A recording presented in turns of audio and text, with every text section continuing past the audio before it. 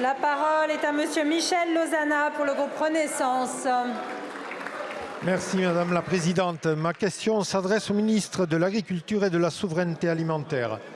Monsieur le ministre, dans ma circonscription, à Agen, depuis plusieurs années, lors de leur mobilisation, j'ai eu l'occasion d'échanger avec les agriculteurs, des femmes et des hommes portant des revendications légitimes et voulant faire entendre leur mal-être et les difficultés pesant sur leur profession depuis plusieurs décennies.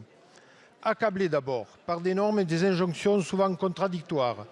Éprouvés aussi car ils consacrent leur vie ainsi que celle de leur famille à leur métier sans pouvoir s'en sortir dignement. En colère enfin face à certains discours politiques les accusant à tort d'être responsables de tous les dommages environnementaux ou ceux qui les instrumentalisent à des fins de récupération politicienne. Pourtant, ces mêmes agriculteurs ont démontré qu'ils n'ont pas perdu l'espoir de vivre dignement de leur travail et de nourrir correctement nos concitoyens. Les revendications étant multiples, car les agricultures et leurs besoins sont parfois différents selon leur région et les secteurs de production.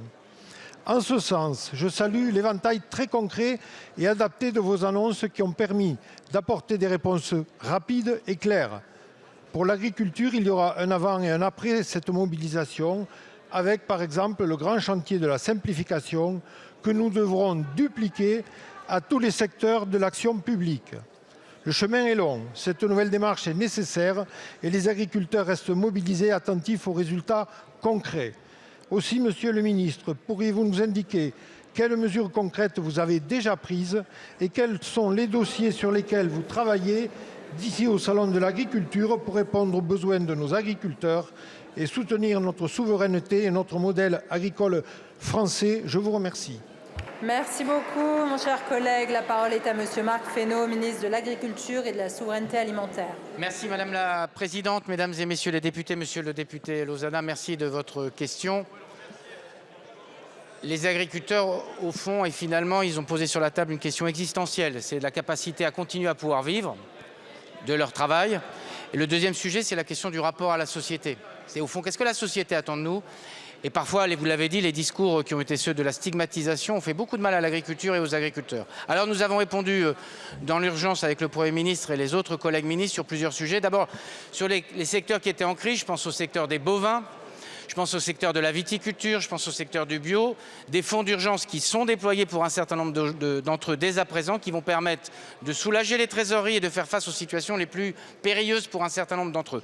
Deuxième élément, toujours sur les bovins, la réponse à la question de la maladie hémorragique épisodique, qui est un formidable défi, un terrible défi pour cette filière et que nous allons accompagner par la prise en charge des frais vétérinaires et des pertes d'animaux.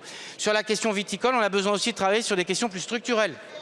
Et c'est le travail que nous faisons avec la filière et que nous avions commencé il y a plusieurs semaines et plusieurs mois pour faire en sorte que, par la restructuration du vignoble, nous puissions mieux répondre aux besoins et à la demande et répondre aux défis lui aussi formidables et importants de la surproduction viticole, ce que nous avons aujourd'hui sous les yeux, c'est ça et la vérité. Donc c'est les mesures structurelles. Et puis des mesures de simplification, le Premier ministre les a annoncées, des mesures de simplification autour des procédures, je pense à l'élevage et à l'eau, sur lesquels, avec mon collègue Christophe Béchu, on a travaillé très rapidement dès la semaine dernière, enfin il y a une dizaine de jours déjà, pour regarder tout ce qu'on pouvait faire pour accélérer les processus, simplifier les processus et les rendre plus lisibles pour les agriculteurs. Et puis nous avons un travail de moyen et long terme, poursuivre la simplification, travailler au niveau de l'Union européenne. On a besoin d'interroger la PAC dans son fondement de souveraineté et de transition.